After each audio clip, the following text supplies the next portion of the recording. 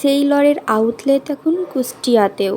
সেইলরের grand opening হয়েছে শুনলাম 5 তারিখ। এখানে আসছিল বিদ্যাসিনা মিম এবং সিয়াম। এরা নাকি আসাতে এত লোক জমছিল এখানে যে কুষ্টিয়া মজমপুর থেকে 6 রাস্তার মোড় পর্যন্ত তো রাস্তা পুরাই হ্যাং। আমার বাসার পাশে হলেও আমি কিন্তু তখন দেখতে যাইনি, ভাবলাম পরেই যাব, পরে দেখে আসব।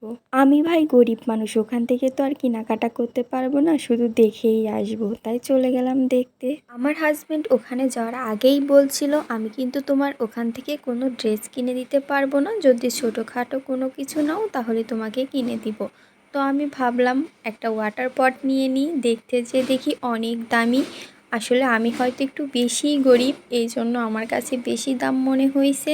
আমি তো গ্রামের মধ্যবিত্ত ফ্যামিলির মেয়ে, আমার মনে হয় 6,000 টাকা দিয়ে একটা ড্রেস না কিনে 6,000 টাকা দিয়ে 2টা ড্রেস কিনবো, কারণ মহিলা মানুষ এমনই, আমরা একটা ড্রেস একবার পরলে আরেকবার আর এক অনুষ্ঠানে পরে যেতে লজ্জা লাগে।